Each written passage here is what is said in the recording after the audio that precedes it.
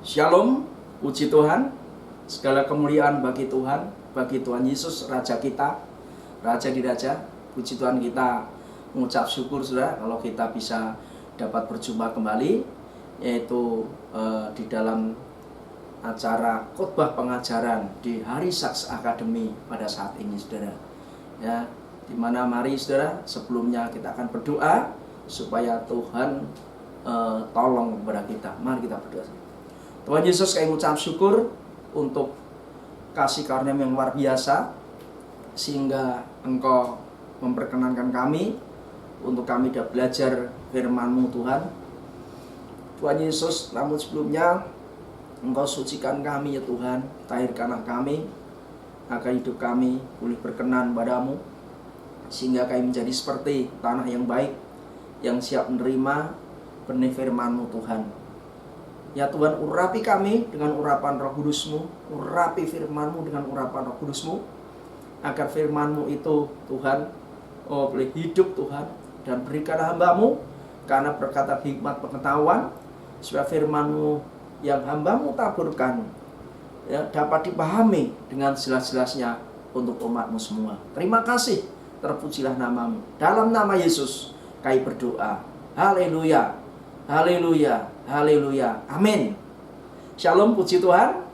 Mari saudara, kita baca firman Tuhan, yaitu di dalam Mazmur 20 ayat 7. Sekarang aku tahu bahwa Tuhan memberi kemenangan kepada orang yang diurapinya, dan menjawabnya dari surga yang kudus dengan kemenangan yang gila-gemilang oleh tangan kanannya. Nah, Bapak Ibu Saudara terkasih, firman Tuhan tadi jelas mengatakan ya, bahwa Tuhan memberi kemenangan kepada orang yang diurapinya, dan menjawabnya dari surga yang kudus dengan kemenangan yang gila-gemilang di tangan kanannya. Bicara apa? Kemenangan. Tuhan memberi kemenangan kepada orang diurapinya. Ya, kemenangan bicara perkelahian, peperangan, pertempuran. Orang Kristen itu di dunia ini seperti milita Kristi. Ya, peperangan rohani. Ya, kita berperang dengan kuasa setan. Kita berperang dengan daging kita. Kita berperang sudah dengan melawan apa? Melawan kesulitan-kesulitan yang ada di dunia ini. Seperti sekarang ini contohnya, di mana kita ada dalam situasi kondisi dunia dikecam, dicekam oleh ketakutan pandemi corona COVID-19. Nah, sehingga dunia sepertinya tidak berdaya.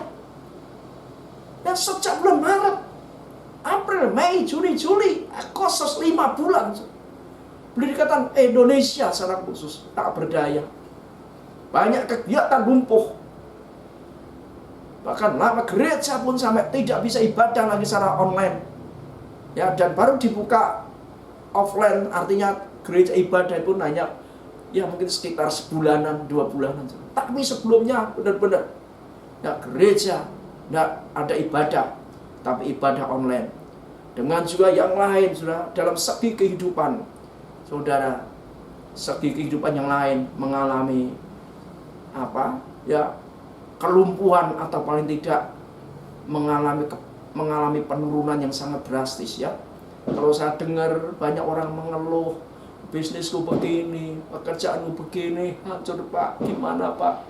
Ya, keuanganku tinggal sedikit, ya banyak saudara. Artinya saking tidak kuatnya mereka mengeluh dan sebagainya saudara. Ya, sebenarnya sekarang ini benar seolah-olah memang dunia itu sedang diperangi oleh corona saudara. Semua aspek kehidupan, ya politik, sosial, ekonomi, pendidikan dan sebagainya saudara. Sehingga setelah nggak berdaya. Sekolah pun sampai sekarang masih banyak online saudara. Ya, nah sehingga bagi daerah-daerah yang sudah dijaga online mengalami kesulitan saudara. Benar-benar dunia dengan peperangan dan kita dengan peperangan. Ya, tapi puji Tuhan, firman Tuhan pada saat ini ya dikatakan orang yang diurapi Tuhan diberikan kemenangan. Oleh sebab itu saudara, ya pada saat ini ya kita memerlukan pengurapan di masa krisis ini supaya kita diberi kemenangan. Oleh sebab itu firman Tuhan pada saat ini akan saya berikan judul kebutuhan akan pengurapan di masa krisis. Ya, kebutuhan akan pengurapan di masa krisis. Ya, jadi artinya kalau orang diurapi Tuhan, maka dia akan bisa menghadapi setiap kesulitan-persoalan yang terjadi, termasuk kesulitan-kesulitan akibat dari corona ini, saudara. Ya, kita tidak kalah, tapi kita tetap menang. Artinya menang di sini kita itu masih tetap eksis. Kita tetap semangat, kita tetap sukacita. Kita iman, kita tetap teguh. Itu apa? Diperlukan urapan. Karena sudah membuktikan, ya, para band-band dunia tidak berdaya. Ya, corona bisa melanda siapa saja. Bayangkan aja Pangeran Charles sempat kena corona. Ya, pada kurang apa beliau? Makanannya bersih pelindungan, tapi juga kena juga. Ada menteri kabinet Jokowi juga kena. Hampir, waduh, melanda dan luar biasa, saudara. Makanya diperlukan, ya, urapan untuk mengalami kemenangan ini. Dan mengajak para hamba Tuhan, ya, perlu urapan, perlu dibangkitkan kembali dengan urapan itu supaya tidak kalah, supaya tetap semangat on fire, supaya diberikan pembaruan inovasi pelayanan. Dan mengajak jemaat, anak-anak Tuhan, membutuhkan pengurapan supaya tidak lemah, tidak patah semangat, tapi selalu semangat. Dan yang bisa memberikan semangat adalah urapan. Kenapa, saudara? Kenapa? Ya, apa itu sebenarnya urapan? Nah, saudara, inilah, ya, kalau kita baca, yaitu di dalam Lukas pasal 4 ayat 18. Ya, Lukas 4 ayat 18 dikatakan demikian. Roh Tuhan ada padaku, oleh sebab Ia telah mengurapi aku. Nah, saudara, ya, untuk menyampaikan kabar baik kepada orang-orang miskin. Dan Ia telah mengutus aku untuk memberitakan pembebasan kepada orang-orang tawanan dan penglihatan bagi orang-orang buta, untuk membebaskan orang yang tertindas, untuk memberitakan tahun rahmat Tuhan telah datang. Perhatikan kalimat, Roh Tuhan ada padaku, oleh sebab Ia telah mengurapi aku. Roh Tuhan ada padaku, artinya apa? Roh Tuhan menguasai kita. Roh Tuhan ada di dalam diri kita. Kenapa? Karena Tuhan mengurapi kita. Jadi pengurapan, ketika seseorang diurapi Tuhan, maka apa yang terjadi? Maka di dalam dirinya ada roh Tuhan, ada kuasa Tuhan. Istilahnya, kalau boleh saya katakan, diberdayakan. Empowered by Holy Spirit. Ya, sesuatu yang biasa ketika roh Tuhan masuk dalamnya, maka yang biasa menjadi luar biasa. Nah, saudara, ini kita lihat orang diurapi Tuhan pada zaman PL. Ketika roh Tuhan mengurapi, menghinggapi, ya, para hakim misalnya yang jelas, misalnya Samson. Ketika roh Tuhan mengurapi Samson punya kekuatan yang luar biasa. Ketika Tuhan mengurapi Daud bisa menang melawan Goliat, yang secara hitung-hitungan tidak mungkin Daud itu bisa menang. Kenapa bisa menang? Karena sesungguhnya yang berperang, tenaga, kuasa yang membuat mereka adalah menang, bukan kekuatan mereka sendiri, bukan kepintaran mereka sendiri, tetapi apa? Tuhan, saudara. Makanya si Daud bilang, bersama Allah aku akan melakukan perkara-perkara yang besar. Ya, jadi Daud bisa melakukan perkara besar, menang atas beruang, menang atas harimau, binatang buas. Ya, itu kenapa? Karena roh Tuhan ada dalam diri Daud, saudara. Ya, Samson bisa mengalahkan bangsa Filistin, kenapa? Roh Tuhan ada dalam diri Daud. Para rasul bisa mengadakan mujizat sebagainya, kenapa? Karena roh Tuhan ada dalam mereka. Jadi hakikat pengurapan di sini adalah Tuhan sendiri yang memberikan kita kuasa, sehingga kita diberi kuasa Tuhan, diberi kewibawaan dari Tuhan, sehingga bukan kita yang melakukan, tapi Tuhan yang melakukan. Ya, kalau Tuhan yang bekerja, Tuhan yang bertindak, ya pasti menang lah, pasti berhasil lah. Ada lagu, dia tak pernah gagal sebab dia Allah. Nah, Tuhan itu tidak pernah gagal, saudara. Nah, inilah kenapa kok kita sangat membutuhkan pengurapan di masa krisis ini, supaya kita diberdayakan oleh Tuhan, supaya Tuhan memberi kita kuasa, sehingga kita menghadapi setiap kesulitan, bukan mengandalkan pada diri kita sendiri, bukan mengandalkan yang TPI apa saja. Roh Kudus yang bertindak, Roh Kudus yang bekerja. Urapan dalam dirimu itu akan menjamah engkau, memberdayakan engkau, sehingga kita akan berhasil dalam apa yang kita lakukan. Kita akan menang dalam menghadapi perang-perang ini. Ya, dalam krisis seperti ini, ya, saudara, diperlukan suatu pembaruan, diperlukan suatu kuasa, semangat. Ya, makanya kalau Tuhan di dalam diri seseorang, ya, Roh Allah ada dalam diri seseorang, maka dia akan semangat, saudara. Semangat yang datang dari Tuhan. Makanya istilah semangat, saudara, ada dalam bahasa Inggris, ya, untuk menggunakan semangat ada enthusiasm. Saudara, enthusiasm itu apa? Dari dua kata saja itu, en dan theos. En itu bisa dikatakan oleh, tapi bisa dikatakan di dalam. Theos Allah. Jadinya kalau en theos itu Tuhan itu ada dalam diri kita, atau ketika kita bekerja oleh karena kuasa Tuhan, ya, maka masih kita akan mengalami kemenangan. Nah, itulah hakikat pengurapan adalah Roh Tuhan memberdayakan kita, sehingga kita tidak sendiri, Roh Tuhan bekerja. Kalau Tuhan bekerja, maka kita akan diberikan kemenangan.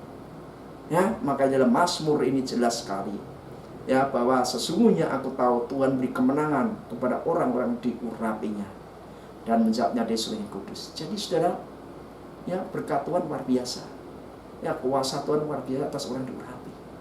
Nah, sedangkan pengurapan sendiri, saudara, kalau tadi hakikatnya, ya, pengertiannya, maknanya adalah pemberdayaan atau penguasaan Roh Kudus dalam kehidupan seseorang. Nah, dengan juga kalau kita lihat tujuannya apa di sana, untuk menyampaikan kabar baik kepada orang-orang miskin dan sebagainya. Ya, tujuannya sekali bukan untuk diri sendiri. Untuk apa? Menjadi berkat. Ya, menjadi berkat. Nah, tentunya bagaimana kita bisa menjadi berkat kalau kita sendiri belum berkati? Ya, sebelum kita dipakai Tuhan, tentunya kita dikasih kuasa oleh Tuhan, saudara. Ya, otomatis. Ya, saudara, jadi tujuannya itu, tapi bukan untuk diri sendiri, ingat, saudara, tapi juga untuk menjadi berkat. Banyak hamba Tuhan diurapi untuk apa? Menjadi alat di tangan Tuhan. Ya, menjadi alat di tangan Tuhan, bukan untuk gagah-gagah, oh aku punya kuasa, bukan, tapi menjadi alat di tangan Tuhan, ya, untuk menjadi berkat bagi orang lain. Ya, ingat, orang diurapi Tuhan adalah Roh Tuhan ada di dalam diri orang itu. Kuasa Tuhan ada di dalam diri orang itu, sehingga yang bekerja di dalam dia bukan orang itu, tetapi Tuhan. Makanya sebagai hamba Tuhan tidak boleh kita sombong.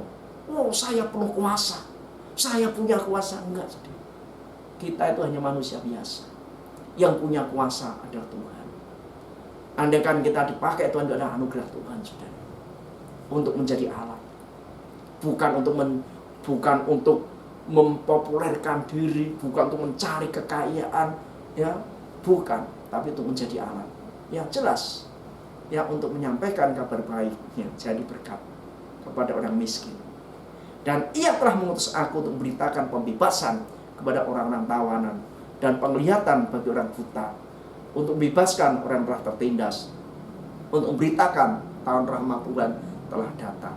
Ya, jadi tujuannya menjadi berkat. Ini sudah hakikat kekristenan itu, bukan untuk diri sendiri, tapi juga jadi berkat. Tuhan panggil Abraham supaya Abraham jadi berkat. Nah, oleh keturunanmu semua bangsa diberkati. Bukan untuk Abraham sendiri, tapi keturunan Abraham secara fisik tidak menyadari. Mereka tidak mau jadi berkat, ya, sehingga orang lain yang datang tidak mereka. Enggak, Tuhan Yesus luruskan, kita lah yang keluar. Ya, kita yang keluar menjadi berkat. Bukan orang harus minta kepada kita, kita beri. Ya, jadi orang diurapi Tuhan seperti itu, saudara. Nah, tidak boleh nyombongkan diri, ya, karena ingat mukjizat terjadi kalau kita bisa menyembuhkan orang sakit, kita bisa mengusir setan, itu bukan kita, saudara. Kita hanya sebagai alat. Ya, Tuhan pun bisa pakai apa saja. Ya. Tapi semuanya karena Tuhan. Maka segala sesuatu dari Dia, oleh Dia. Segala kemuliaan bagi Tuhan, ya. Tidak boleh kita meninggikan diri. Tidak boleh kita mengagungkan diri. Ya, karena sekali lagi kita hanya manusia biasa. Tuhan memakai kita manusia yang biasa, dipakai oleh Tuhan yang luar biasa, sehingga kita menjadi luar biasa bagi orang biasa. Artinya apa? Orang biasa itu akan melihat hidup kita memang karena banyak mujizat dan sebagainya. Kenapa? Di dalam diri kita ada yang luar biasa tadi, saudara. Nah, saudara, kemudian bicara siapa yang mengurapi kita? Yang mengurapi kita itu jelas dalam Lukas 4:18, Roh Tuhan ada padaku, oleh sebab Ia telah mengurapi aku. Jadi Tuhan Bapa. Nah, bukannya Bapa saja, Yesus juga mengurapi. Dalam Markus 1:8, aku membaptis kamu dengan air, tetapi Ia akan membaptis kamu dengan Roh Kudus. Ya, dan juga Roh Kudus yang membaptis kita, memenuhi kita. Kisah Rasul, ya, dalam pasal 2 dikatakan, maka penuhlah mereka dengan Roh Kudus. Lalu mereka mulai berkata-kata dengan bahasa lain, dengan dalam bahasa-bahasa lain seperti yang diberikan oleh Roh Kudus kepada mereka untuk mengatakannya. Dalam Kisah Rasul 19:6 dikatakan, dan ketika Paulus menumpangkan tangan di atas mereka, turunlah Roh Kudus ke atas mereka, dan mulailah mereka berkata-kata dalam bahasa roh dan perempuan. Jadi yang baptis kita itu bukan manusia. Yohanes saja bilang, membuka tali kasutnya pun aku tidak layak. Nah, Dia yang datang daripada Dia akan membaptis kamu dengan air dan dengan api, baptis Roh Kudus. Jadi bukan manusia. Jadi artinya yang punya kuasa, punya Roh Kudus bukan manusia, itu Tuhan sendiri yang baptis. Nah, karena Tuhan sendiri, ya, dalam ketritunggalan itu, ya, maka cara Tuhan juga bisa macam-macam. Pekerjaan Roh Kudus itu macam-macam, saudara. Fenomenanya itu jadi tidak bisa dinormatifkan hanya satu saja. Banyak, ya, suka-sukanya Tuhan. Ya, pekerjaan Tuhan pun kita tidak bisa batasi. Oh, harus gini, harus gitu. Enggak, saudara. Kita mengalir aja bagaimana cara Tuhan bagi kita. Saudara. Makanya nanti pada bagian terakhir saya akan sampaikan tentang, ya, bagaimana kita bisa menerima pengurapan itu. Dan dalam episode terakhir nanti, ya, saya akan ajak saudara, ya, untuk dipenuhi kembali dengan Roh Kudus, disegarkan kembali dengan Roh Kudus, saudara, ya. Tapi yang jelas, ialah saat ini, ya, kita akan belajar dulu, mengerti firman Tuhan dulu, yaitu khususnya tentang sebenarnya hakikat pengurapan itu bagaimana. Ya, haleluya, puji Tuhan. Ya, jadi Bapak Ibu saudara kasih, ialah, ya, sudah kita akan akhiri dulu sampai di sini. Kita perlu mengerti dulu tentang hakikat orang diurapi itu, ya. Kemudian dalam episode berikutnya saya akan sampaikan tentang bagaimana, ya, berkat-berkat yang diterima atau kemenangan-kemenangan yang diberikan Tuhan ketika orang diurapi Roh Kudus. Dalam episode ketiga, ya, bagaimana bisa menerima urapan Roh Kudus. Ya, saudara, caranya gimana supaya kita diurapi. Ya, tapi untuk pendahuluan yang pertama ini, saudara, ya, biarlah kita perlu tahu dulu hakikat orang diurapi Roh Kudus bagaimana. Yang jelas adalah, ya, Roh Kudus mengurapi kita, artinya kuasa Roh Kudus ada dalam diri kita. Roh Kudus memberdayakan kita. Yang Roh Kudus memberdayakan kita sehingga yang di dalam diri kita bukan kita lagi, tapi Roh Kudus. Dan ketika orang kita diurapi, tujuannya apa? Untuk menjadi berkat. Ya, menjadi berkat. Yang doakan orang sakit supaya sembuh. Ya, supaya diberkati Tuhan. Ya, dan ingat, itu tujuannya bukan untuk diri sendiri, ya, tapi untuk menjadi berkat. Ya, kalau kita sudah jadi berkat, otomatis kita juga diberkati. Jadi anak Tuhan itu nggak egois. Anak Tuhan itu adalah menjadi berkat, ya, berkorban. Walaupun ini kan bukan berkorban, ini kan yang kita sampaikan kuasa Tuhan. Ya, dan baptis itu adalah Allah Tritunggal sendiri. Ya, Allah Bapa, Allah Anak, dan Allah Roh Kudus baptis kita. Ya, puji Tuhan ya, saudara. Ya, puji Tuhan. Kita akhiri dulu pada pertemuan saat ini, yaitu dalam judul yaitu bahwa kebutuhan akan pengurapan Roh Kudus di masa krisis, ya, di mana yang pertama, episode pertama, maka bicara tentang esensi pengurapan Roh Kudus, hakikat Roh Kudus, ya. Yang kedua nanti akan saya sampaikan, ya, berkat Tuhan atas orang diurapi Roh Kudus, ya, atau kemenangan-kemenangan yang atas orang diurapi Roh Kudus. Episode ketiga, bagaimana kita bisa menerima pengurapan itu. Ya, sudah, bagaimana kita bisa mengurapan itu. Puji Tuhan, haleluya. Mari kita berdoa.